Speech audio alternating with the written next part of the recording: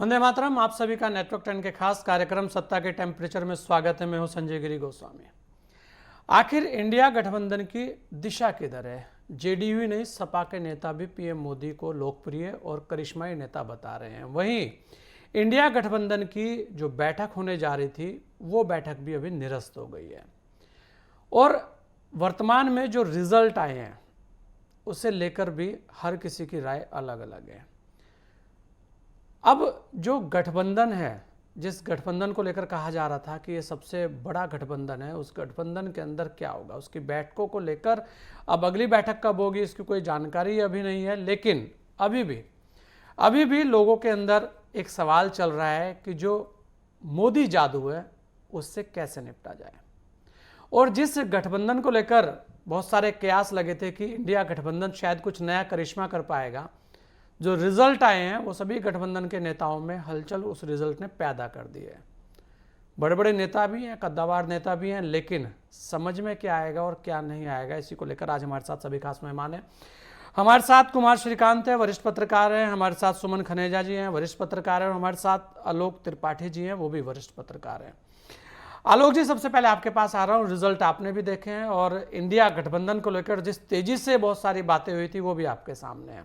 वर्तमान में अगर हम देखें जो रिजल्ट आए हैं, जो फाइनल नतीजे सामने दिखे हैं बोर्ड पर, हाँ ये जरूर है कि कांग्रेस को तेलंगाना के अंदर एक बड़ी बढ़त मिली है, लेकिन उसके अलावा जो हिंदी प्रदेशों की राजनीति की बात होती थी, हिंदी बेल्ट की राजनीति की बात होती थी, वहाँ कांग्रेस वर्तमान का जो नतीजा है वो बता रहा है कि वहाँ फेल हो गई। और जो इंडिया गठबंधन था उस गठबंधन की भी जो स्थिति है वो भी आपके सामने है।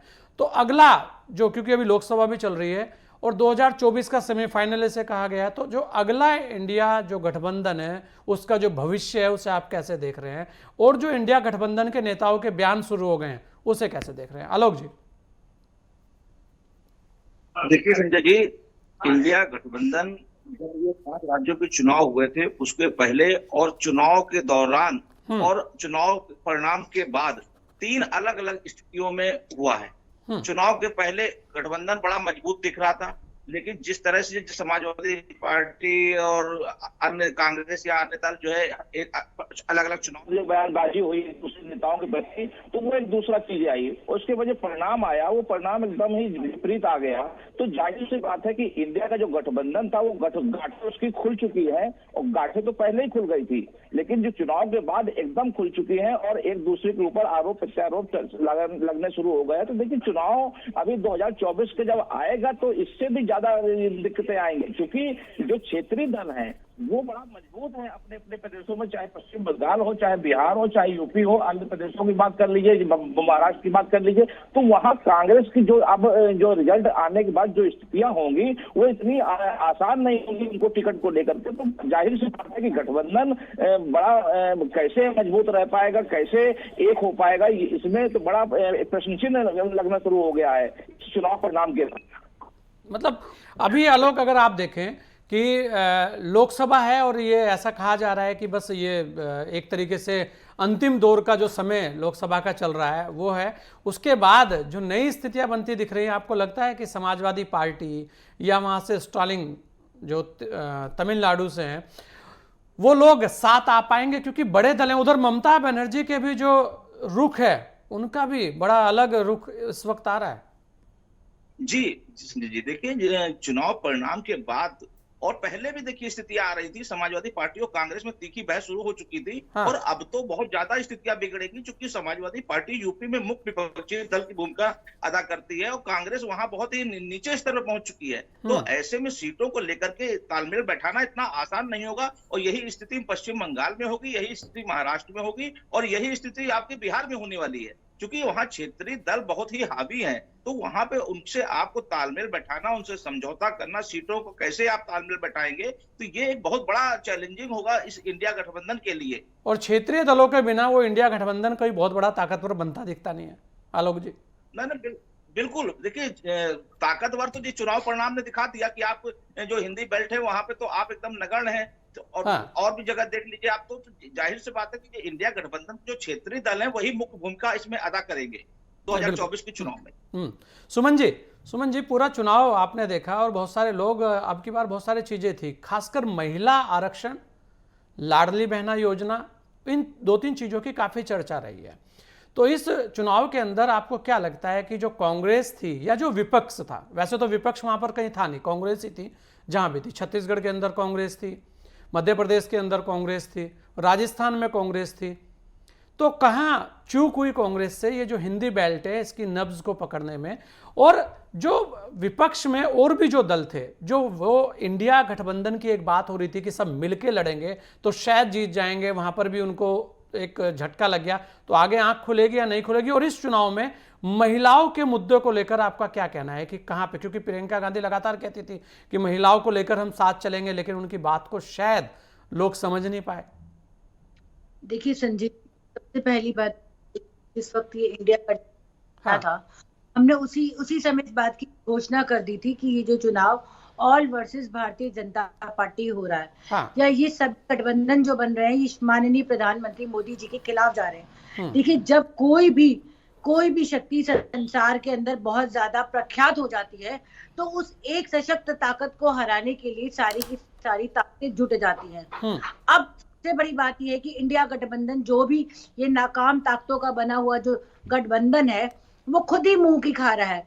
चाहे वो आप समाजवादी पार्टी की सरकार देख लीजिए या ममता की सरकार देख लीजिए, इनके अंदर आपसी मतभेद और इतना सब कुछ है जो खुद ही अपनी फूट के कारण टूट रहा है। जो कांग्रेस सरकार, आप राजस्थान का चुनाव देख लीजिए, राजस्थान के चुनाव में सबसे बड़ी हार का कारण क्या था? क्या सचिन पायलट और पार्टी के लोगों के बीच में आपसी मतभेद नहीं था? देखिए, मतभेद होना फिर भी एक अलग चीज है, और लेकिन पार्टी के लोगों के साथ उनका मनभेद था। गहलोत सरकार और जो बागी जनता थी, जो बागी पार्टी के लोग थे, भारतीय जनता पार्टी की जीत का सबसे बड़ा रीजन ये रहता है कि भारतीय जनता पार्टी अपने कार्यकर्ताओं को देवतुल्य मानती है। चाहे वो पन्ना प्रमुख हो, चाहे वो बूथ प्रमुख हो, सबको समाज में बराबर की मान्यता दी जाती है। वहीं अगर हम मध्य प्रदेश में मामा जी की विजय का कारण देखें, या पूरे देश की ही बात करती हूँ मैं, यहाँ पे सिर्फ किसी स्टेट को नहीं लेती, भारतीय जनता पार्टी ने, माननीय मोदी जी ने महिलाओं के सशक्तिकरण के लिए सिर्फ बातें नहीं की, सिर्फ उनको इम्प्लीमेंट किया। हम अपने पिछले मैनिफेस्टो में बात करें तो उन्होंने 3 तलाक के मुद्दे को खत्म किया। उसके बाद हम देखें कि लाडली बहना योजना, उज्जवल योजना, सुकन्या योजना, मातृत्व योजना, अभी एक 28 नवंबर 2023 को एक योजना शुरू हुई है जिसका नाम ड्रोन योजना है, जो ग्रामीण बहनों को, जो लगभग 1 लाख से ज्यादा बहनें हैं, उनको ड्रोन उपलब्ध कराया जाएगा। उस ड्रोन के माध्यम से जो बहनें कृषि करती हैं वो अपनी दवाइयों का छिड़काव कर पाएंगी। तो इस तरह की हजारों योजनाएं माननीय मोदी सरकार ने सिर्फ ये है कि कागजों पर नहीं दिखाई है, उन पर इम्प्लीमेंट किया है। पर सुमन जी देखें, योजनाओं के लिए तो राहुल गांधी और प्रियंका गांधी भी बीच में थे, यहाँ तक कि बघेल साहब भी लगे हुए थे, खुद कमलनाथ जी ने भी योजनाओं के लिए बोला, बहुत सारी चीजें की, लेकिन ऐसा क्या हुआ कि उन पर विश्वास नहीं हो पाया और मोदी गारंटी को सबने एक्सेप्ट कर लिया? उसका सबसे बड़ा कारण यह है कि कथनी और करनी में अंतर। देखिए, प्रियंका गांधी जी ने उत्तर प्रदेश के चुनाव में कहा था, बेटी हूं, लड़ सकती हूं। तो अगर इस देश की जो बेटी है वो पूरे भारत की बेटी है, वो सिर्फ एक राज्य या स्टेट की बेटी नहीं हो सकती। तो प्रियंका गांधी का जो ये 2 तरफा चेहरा था, जो डबल फेस था, कि राजस्थान की बेटियों के लिए तो उनका कोई स्टेटमेंट आता ही नहीं। जब राजस्थान में 6-6 साल की बच्चियों के साथ दुराचार होता है, तब प्रियंका गांधी मौन और खामोश होकर वहां पर तमाशा देखती रहती है। और वहीं जब उत्तर प्रदेश में किसी बेटी के साथ दुराचार होता है तो वो अपना बोरिया बिस्तर लेकर वहां पर पहुंच जाती हैं। तो सबसे बड़ी बात देखिए, राजस्थान की हार का सबसे बड़ा कारण देखिए, मैं ये भी बताऊंगी, 17 बार वहां पर पेपर लीक हुए। इस देश का जो युवा है, राजस्थान को जो युवा था, लगभग 66 लाख, जो मैंने आंकड़े पढ़े, जिनकी उम्र 18 से 21 साल है, वो 66 लाख युवा थे। वो युवा जो अपने भविष्य की तैयारी कर रहे थे, जिनके पेपर 17 बार लीक हुए, वो सारा का सारा युवा कांग्रेस सरकार से नाराज था। वहां की जो जनता थी, वहां की जो बहू बेटियां थी, वो कांग्रेस सरकार से नाराज थी। और पार्टी के अंदर का अपना मतभेद, तो बहुत सारे कारण है। लाल डायरी को हम कैसे भूल जाते हैं कि लाल डायरी ने किस तरह भ्रष्टाचार की कहानियां राजस्थान की जनता को चीख चीख कर सुनाई। अच्छा सुमन जी, आपको लगता है कि अगर गठबंधन पूरा ताकत के साथ एक होकर लड़ता तो कुछ आंकड़े बदल सकते थे? देखिए, जितनी भी ताकत मर्जी लगा दे, जनता जनार्दन का जो फैसला है, जनता सब जानती है, पब्लिक है, सब जानती है, भला क्या है बुरा क्या है सब पहचानती है। देखिए, पैरामीटर्स बोलते हैं, हमारे डाटास बोलते हैं, हम वर्बल बातों पर क्यों फोकस करें? हम सिर्फ ग्राउंड पर आकर, जो बेसिकली ग्राउंड का जो रोड बुनियादी मैप है, हम उस मैप, देखिए महंगाई, और एक चीज और भी मैं इसमें कहूंगी संजय जी, ये चुनाव कहीं ना कहीं जातिवाद को भी लेकर लड़ा गया। आप ये देखिए, बुंदेलखंड और क्या कहते हैं, वहां की जो लड़ाई थी, वहां पर जो अंबेडकर महोत्सव बनाया गया अंतिम दिनों में, उसने भी चुनाव की दिशा को बदल दिया गया। और छत्तीसगढ़ का जो चुनाव था, वहां पर भूपेंद्र जी ने वहां की जनता को सांप्रदायिक ताकतों के हवाले झोंक दिया। और जो पिछला भारतीय जनता पार्टी ने जो काम किया था, या माननीय मोदी सरकार की जो योजनाएं थी, उन योजनाओं को अपना नाम देकर वो अपना कार्य कर रहे थे। तो कहीं ना कहीं जनता को ये सब पता है कि ये योजनाएं, बिल्कुल, जनता को तो सब पता है, जनता सब जानती है, आप भी कह रहे हो, सबको कह रहे हैं। श्रीकांत जी, दो तीन चीजें हैं, आप देखेंगे कि चुनाव को तो, क्योंकि आप और हमारा डिस्कशन लगातार चलता रहा, चुनाव के अंदर बहुत सारे इस बार मुद्दे थे। विपक्ष के पास एक सबसे बड़ा मुद्दा था जो ओबीसी जातियों को लेकर, जो उन्होंने एक मुहिम चलाई थी जातिगत जनगणना को लेकर, और ओबीसी को उसमें एक फ्रंट पे रखकर ये कहा जाए तो ज़्यादा उसका कोई वो नहीं रहेगा, लेकिन वो भी फेल हो गया। और यहाँ पर अब सबसे बड़ी बात जो है कि जो उनके गठबंधन के बड़े चेहरे हैं, उनके लोग कह रहे हैं कि मोदी मैजिक है, मोदी है तो मुमकिन है, इस तरीके की बातें भी आनी शुरू हो गई है। यानी कि कांग्रेस के ऊपर दोहरा दबाव, एक तो ये दबाव कि पहले ही वो इतनी बड़ी हार झेल कर बैठी है, ऊपर से गठबंधन के लोग अब मोदी तारीफ में जुट गए हैं। तो ऐसे में जो अगला जो आपको लग रहा है कि जो मोदी गारंटी जो लोगों को वास्तव में भा गई, लोग मान रहे हैं कि नहीं जो कहा गया है वो वैसा होगा, अगला जो इंडिया गठबंधन है उसका भविष्य अब क्या लगता है आपको कि क्या वास्तव में 2024 के जिस सेमीफाइनल की बात हो रही थी वो सेमीफाइनल नहीं, अब तो फाइनल ही दिख रहा है कि जो मोदी मैजिक की बात हो रही है वो 2024 में भी कायम रहने वाला है। और जो बयान आ रहे हैं, जो पक्ष के बयान आ रहे हैं, जो मोदी तारीफ के बयान आ रहे हैं, उनके मायने क्या है? जी कुमार जी। देखिए, मुझे लगता है कि 2018 में जब बीजेपी ने मध्य प्रदेश का चुनाव, राजस्थान और छत्तीसगढ़ का चुनाव हारा था, हाँ। उसके बाद आपने देखा 2019 में नरेंद्र मोदी कितनी बेहतर पूरा चुनाव उन्होंने खेला और 303 के आंकड़े को पार किया। हाँ। लेकिन दूसरी तरफ अगर आप देखें तो 2023 का चुनाव नरेंद्र मोदी तीनों स्टेट्स को जीतते हैं। अब आप और हम इस बात की गणना कर सकते हैं कि बीजेपी पार्टी, खुद Narendra Modi as a politician, वो उनका एक तरीके से क्या अभी मूड होगा और किस तरीके से वो सारी चीजें करना चाहते हैं। कल जो कुछ उन्होंने बोला, और वो मतलब मुझे लगता है कहीं ना कहीं बीजेपी भी इस सारी चीजों को जानती है। और जिस तरीके से लास्ट हमारी बातचीत हुई थी, जिसमें हमने कहा था कि दक्षिण भारत को कहीं ना कहीं कॉन्कर करने की रणनीति बीजेपी बना रही है। आज मैंने जो आर्टिकल लिखा है स्पुतनिक में, एक वेबसाइट है, रशियन वेबसाइट है, उसका जो मेरा आर्टिकल का शीर्षक है वो यही है कि बीजेपी कहीं ना कहीं दक्षिण के किला को फतह करना चाहती है। और जिस तरीके से इंडी गठबंधन को देखिए, आपने देखा कि केवल स्टालिन ने ना राहुल गांधी को बुलाया, ना उन्होंने लालू प्रसाद यादव को बुलाया, ना उन्होंने किसी और नेता को बुलाया, अखिलेश को बुलाकर एक नई शुरुआत की, अखिलेश यादव को और अखिलेश को पता नहीं कि उनके पिता को ही मरवाना चाहते थे वीपी सिंह 2 बार, और उनको बूटा सिंह ने ही बचाया था। तो मुझे लगता है कि अखिलेश को भी थोड़ी सुधार करनी चाहिए। और इस बात को भी अखिलेश को बेहतर समझना चाहिए कि मंडल की राजनीति से कहीं ना कहीं उनका जन्म नहीं हुआ, उनके पार्टी का जन्म नहीं हुआ। दूसरी चीज है, इंडिया अलायंस पहले ही टूट गया था जब अखिलेश और तमाम, मैं सीधे तौर पर कहता हूं कि राहुल गांधी ने जब 2 महीने लगातार अरविंद केजरीवाल से मिलने से मना कर दिया, उनको समय नहीं दिया। जब अखिलेश यादव को सीटें देने के लिए कमलनाथ ने कहा कि कौन अखिलेश, हम किसी को जानते नहीं हैं। जब ममता बनर्जी ने 2 बार मिलने की कोशिश की सोनिया गांधी से, तो कहा गया पहले राहुल गांधी से मिलकर आइए। फिर मल्लिकार्जुन खड़गे ने बीच में जाकर एक बातचीत की और सारा ग्राउंड बनाया। यहाँ आप नीतीश बाबू को देखिए, नीतीश कुमार बीमार हैं। क्या नीतीश कुमार को पता था कि यही कुछ होने वाला है या बीमारी का कारण ये है? दूसरी तरफ अगर तमाम छोटे घटकों को भी देखें तो वो कहीं ना कहीं अब इंडिया अलायंस में रहना नहीं चाहते, क्योंकि छत्र कमजोर होंगे तभी तो कांग्रेस मजबूत होगी। बीआरएस और बीआरएस के वोट काटकर कांग्रेस बड़ी बनी है ना। तेलंगाना में कांग्रेस इसलिए नहीं जीती है कि बीआरएस कमजोर हुई है। तेलंगाना में कांग्रेस इसलिए जीती है क्योंकि जनता बदलाव चाहती थी, और जो बदलाव 2018, 19, 20, 22 तक बीजेपी ने कोशिश की ग्राउंड लेवल पे, तो बांदी संजय कुमार को हटाकर उस बदलाव की खांचे में कहीं ना कहीं कांग्रेस को खुद बीजेपी ने सेट किया है। तो बीजेपी की असफलता के कारण कांग्रेस जीती है तेलंगाना में। बीआरएस की एंटी जो सरकार की जो तमाम विचारधारा और पॉलिसीज थी, उसके कारण तो जो कुछ हुआ है।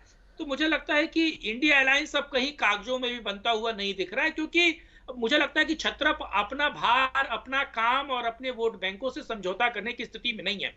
पर एक बार समाजवादी और कुमार पार्टी श्रीकांत जी, के- अगर क्योंकि यहाँ नीतीश कुमार जी की बात हो रही है, नीतीश कुमार पहले भी भारतीय जनता पार्टी के साथ रहे हैं, तो ऐसे में क्या बिहार में भी कुछ नया देखने को मिल सकता है? क्या लगता है आपको कि इन रिजल्ट के बाद, क्योंकि जो हिंदी बेल्ट की बात हो रही है, राजनीति का केंद्र रहा है और बिहार अपने आप में बड़ा अहम है।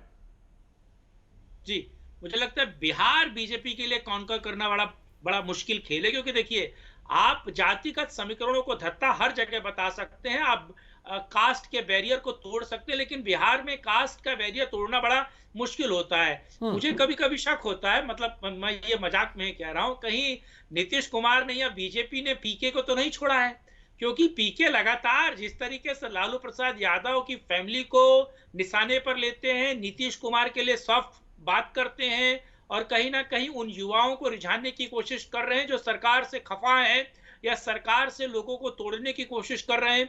देखिए, बिहार की राजनीति बहुत पेचीदा है। नहीं, ऐसा वाकई भी तो हो सकता है कि नीतीश कुमार जी वापस घर वापसी का एक वो कर ले कि भाई ठीक है, देखिए, हमारे नीतीश पुराने कुमार- साथी हैं, अब उनके साथ गठबंधन होगा। नीतीश तारीफ तो कुमार हो ही अगर रही है, उनके वापस- दलों ने, उनके लोगों ने कहना शुरू कर दिया है, मोदी मैजिक की बात हो गई है। नहीं, ये तो बात है, लेकिन अब मुझे लगता है बीजेपी का जो एग्जिट और एंट्री दोनों गेट है ना, हाँ। उसमें बहुत बड़ा वाला ताला लगा चुके हैं लोग, और हाँ। नीतीश कुमार चाह कर भी वापस नहीं आएंगे, और ये ताला हाथरस से गया हुआ है, तो इसको तोड़ा भी नहीं जा सकता है। और मुझे लगता है कि नीतीश कुमार इससे ज्यादा कितना पलटेंगे। जो कहा जाता है, बैगन जो होता है जिसका भरता बनाया जाता है, उसको कहां तक पलटिएगा और कब तक पलटिएगा। और नीतीश की राजनीति वैसे भी बिहार में खत्म होती जा रही है, जब से उरोज पर एक तरीके से देखा जाए तो लालू के बेटे की राजनीति चल रही है, और मुझे लगता है कि नीतीश इस बात को बेहतर समझते हैं। लेकिन बीजेपी जो उसकी क्षेत्रीय इकाई है बिहार की, वो भी पूरे दमखम के साथ लगी हुई है, और उसको पता है कि अगर नीतीश वापस आते हैं, जो उर्वरकता या जातिगत समीकरण अभी बिहार में बीजेपी ने साधे है, वो नीतीश के वापस आने से उसका डैमेज होता हुआ दिखेगा। चिराग पासवान हो या फिर एक तरीके से मुझे लगता है कि बीजेपी ने जातिगत समीकरण के साथ साथ वोट जिताऊ और किस तरीके से सत्ता में आया जा सकता है। मुझे लगता है बीजेपी अपने दम पे लड़ेगी तो बिहार में 20 से ज्यादा लोकसभा सीटें लाएगी, क्योंकि वो तमाम सीटों का बंटवारे की तमाम तरह की चीजें मुझे लगता है कि आपस में बीजेपी के और तमाम उनके सहयोगी दलों के बन चुकी है बिहार में। अब अच्छा, कुमार श्रीकांत, आपको लगता है कि वर्तमान के जो नतीजे आए हैं वो 2024 में भारतीय जनता पार्टी को बढ़त दिलाते हुए नजर आ रहे हैं? नहीं, बिल्कुल, इसमें कोई दो राय नहीं है। देखिए, मुझे लगता है कि 2024 में इतना इजी गेम तो नहीं होगा, लेकिन हाँ, बीजेपी को पूरी मेहनत करनी पड़ेगी। और मैं थोड़ा इतिहास अगर बताऊं, नरेंद्र मोदी और अमित शाह का इतिहास ये रहा है, अगर उनको लगता है कि विपक्ष खाली बैठा है, शांत बैठा है और बेहतर चुनाव नहीं लड़ रहा है, तो विपक्ष के बदले वो उनके पोस्टर, बैनर और लोगों को होय हल्ला और मतलब एक तरीके से भीड़ इकट्ठी करवाते हैं ताकि चुनाव में सरगर्मी बैठे। जैसे कि आपने देखा है कि गुजरात के अलग अलग चुनाव में ऐसा उन्होंने किया है पूर्वत। तो मुझे लगता है कि सरकार या बीजेपी भी ये चाहेगी कि कांग्रेस बेहतर तरीके से चुनाव लड़े, ताकि बीजेपी बेहतर तरीके से अपनी चीजों को बता पाए। और मुझे लगता है कि जो 350 का आंकड़ा है उसको पार करने की कोशिश बीजेपी करेगी, और इसके लिए दक्षिण का द्वार। नहीं, बिल्कुल, ये बड़ी बात है, ये बड़ी चीज है। सुमन जी, आपसे एक टिप्पणी ले रहा हूं, उसके बाद में आलोक के पास जाऊंगा पूरा निचोड़ लेने के लिए। सुमन जी, महिला आरक्षण जो हुआ, जिसको लेकर पूरे देश में एक लहर आई कि नहीं, महिलाओं के लिए कुछ किया गया है, तो 2024, क्योंकि ये जो चुनाव था सेमीफाइनल जिसे कहा गया है, ये भी आपने देख लिया। अब महिला आरक्षण का जो औचित्य है वो कितना भारतीय जनता पार्टी को वोट दिला पाएगा इस चुनाव के बाद, उसे लेकर आप क्या कहेंगे 2024 को देखकर? देखिए संजय जी, नारी शक्ति वंदन अधिनियम पिछले 20 साल से संसद में बार बार आ रहा था, पर वो पारित नहीं हो पा रहा था। माननीय मोदी जी के प्रयासों से नारी शक्ति वंदन अधिनियम भारत सरकार में पारित हुआ, जिसके हिसाब से 33% की रिजर्वेशन महिलाओं को मिलेगी, और यही इस देश की सबसे बड़ी सशक्तिकरण की मिसाल है। देखिए, अमृतन जी ने एक बात कही थी कि जिस दिन इस देश की सबसे पिछड़ी वर्ग के लोग समाज में सबसे सर्वोच्च पद पर शामिल होंगे, उस दिन इस देश में सशक्तिकरण की बात को माना जाएगा। और इस बात की जीती जागती मिसाल हमारे देश की माननीय राष्ट्रपति जी हैं कि एक आदिवासी महिला इस देश के सर्वोच्च पद पर सम्मानित रूप से आसीन है। नहीं तो आपको लगता है कि 33% जो आरक्षण वाला मुद्दा है वो लोकसभा में दिखेगा?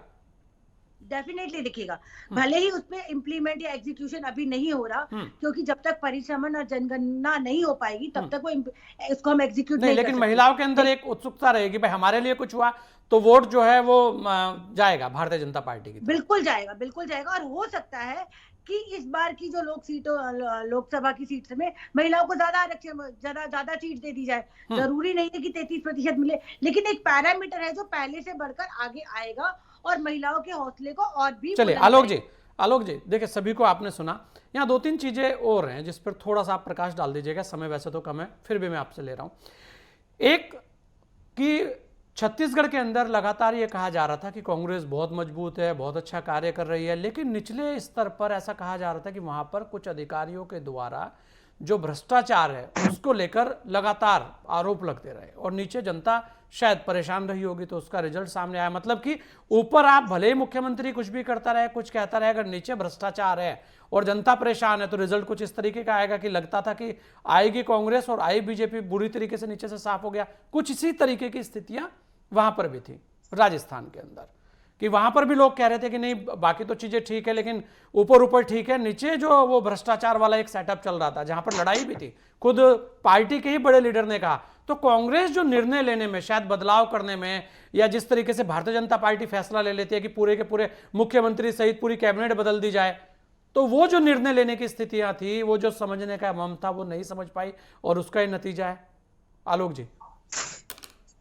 जी देखिए संजय जी, अगर छत्तीसगढ़ की बात कर लें तो या राजस्थान की बात करें, देखिए जो एग्जिट पोल आ रहे थे, जो चुनाव के दौरान वो चीजें दिख के आ रही थी, उसमें ये रिजल्ट बिल्कुल नहीं लग रहा था कि भाजपा 3 प्रदेशों में पूर्ण बहुमत की सरकार बना लेगी। लग रहा था कि कांग्रेस 1-2 जगह आएगी, लेकिन जो माहौल बना जो भाजपा के पक्ष में धीमे धीमे, वो एक अलग ही माहौल बनता चला गया। और दूसरा, आप ये देखिए पिछले कुछ वर्षों में विपक्ष ने जब भाजपा पे या मोदी पे आक्रमण किया तो उन्होंने उसको ही हथियार बनाया, और ये कांग्रेस और आपसी द्वंद्व में ही उलझी रही। चाहे आप छत्तीसगढ़ की बात कर ले, चाहे राजस्थान की बात कर ले, हर जगह वो आपस में ही जो उनके जो बड़े नेता थे वो उलझे रहे। और जब आपका लक्ष्य कोई बड़ा है, आप किसी से मुकाबला करने जा रहे हैं, तो जब आप उसको देखिए कि आप किससे लड़ने जा रहे हैं, तो ऐसा रहा ना कि ऊपर तो उलझे रहे आलोक जी, ऊपर उलझे रहे और नीचे कुछ अधिकारी और या कुछ लोग उसका बेनिफिट उठा गए। उन्होंने जनता को इतना परेशान कर दिया कि जनता ने उसको बदलाव की तरफ कर दिया कि लीजिए हम दे देते हैं आपको प्रसाद एक। क्यों आलोक जी? नहीं बिल्कुल, देखिए जो नीचे बेनिफिट हुआ वो तो हुआ ही, लेकिन कहीं हद तक इनके अपने नेता भी इसके लिए जिम्मेदार हैं। और दूसरा, अगर आप देखिए कि इस समय एक माहौल बन गया हुआ है कि देश की हित की बात करने वाला, देश की संप्रभुता की बात करने वाला, देश के विकास की बात करने वाला अगर कोई नेता है, कोई पार्टी है, तो वो एक ही है। तो ये और जो शेष दल है या शेष नेता है वो दूसरी बात करते हैं। तो ये जो एक माहौल बन गया है पूरे देश में, और जो धर्म की जो आप विरोध करते हैं, जिस तरह से चाहे यूपी हो या आप जो कई अन्य प्रदेशों में भी जिस तरह बात की, सनातन की बात गया, चीजें बड़ा चलिए मैं 3 प्रदेशों में भाजपा की सरकार पूर्ण बहुमत की बनी। हाँ श्रीकांत जी, एक टिप्पणी, निर्णय लेने की क्षमता भारतीय जनता पार्टी को और नरेंद्र मोदी अमित शाह को आगे रखती है, इससे कितना सहमत हैं आप? देखिए बिल्कुल, मुझे लगता है कि नरेंद्र मोदी जब निर्णय लेते हैं तो अब वो जानते हैं कि अगर इसका फायदा होगा तो वो भी उनके सिर माथे होगा और उसका नुकसान होगा तो भी उसका वो भी उनके सिर माथे होगा। और मुझे लगता है कि देखिए, आप इसमें भी कोई दुराई नहीं, मैं इस बात को कह रहा हूं कि इंदिरा गांधी के बाद अगर कोई ऐसा प्रधानमंत्री हुआ है जो पैन इंडिया जिसकी छवि है, साउथ में भले मोदी कन्वेंट नहीं कर पाए या कम्युनिकेट नहीं कर पाए तमिल में, तेलुगु में, लेकिन फिर भी उनका एक क्रेज है, उनको लोग उन्हें सुनने जाते हैं, देखने उनको, जाते हैं। हाँ सुनना, देखने जाते हैं। ये जो निर्णय लेने की क्षमता है, ये व्यक्ति को बियॉन्ड द पिक्चर और लार्ज स्केल पर पहुंचाती है। और मुझे लगता है कि नरेंद्र मोदी के कुछ व्यक्तित्व में ये सबसे बड़ा कारण ये है कि as a PM, as a politician, वो बोल्ड स्टेप लेने में और बड़े निर्णय लेने में डरते नहीं। मुझे लगता है सरकार हनक के साथ साथ इन सारी चीजों से भी चलती है कि, क्योंकि और दूसरी चीज है, मैं माफी के साथ भी ये कहना चाहूंगा कि हम जैसे लोग जो मीडिया के लोग हैं, बहुत सारे निर्णय को, डिसीजन को हम लोग भाप नहीं पाते हैं। हम अपने हिसाब अनुसार तो लगाते हैं, लेकिन ये जो वाकई दो व्यक्ति हैं गुजरात के, ये कौन सा निर्णय लेंगे, कौन सा डिसीजन लेंगे, कब किस व्यक्ति को ये अर्श से फर्श पे और फर्श से अर्श पर कब किस मतलब सरकार निर्णय ले लेते हैं, और वो निर्णय कांग्रेस ले नहीं पाती। मतलब हाँ, छोटा सा बस इतना सा एक समस्या है। हाँ, ये समस्या है। चलिए, आप सभी ने अपना समय में दिया, इसके लिए आप सभी लोगों का बहुत बहुत धन्यवाद। इतना जरूर है कि मध्य प्रदेश, राजस्थान और छत्तीसगढ़ के चुनावी नतीजों ने बीजेपी का मनोबल बढ़ाया है। वहीं इंडिया गठबंधन का नेतृत्व की अपेक्षा रखने वाली कांग्रेस बैकफुट पर है। लेकिन नतीजा आने पर जिस तरह विपक्षी दलों ने पीएम मोदी की सराहना की, उससे कई तरीके के कयास लग रहे हैं कि अब लोकसभा का चुनाव जो है नजदीक आ रहा है, और इस नजदीक आते चुनाव में जो कहते हैं कि कौन किसके साथ जाएगा, उसको लेकर अभी से संभावनाएं शुरू हो गई है। और तारीफें अगर विपक्ष भी करने लगे, तब लगता है कि 2024 का जिस सेमीफाइनल की बात हो रही थी, उससे लेकर जो कहा जा रहा था कि 2024 में बीजेपी बढ़त बनाएगी, स्थिति कुछ ऐसी लगती जा रही है। इस चर्चा को देते हैं विराम, दीजिए मुझे इजाजत। जय हिंद।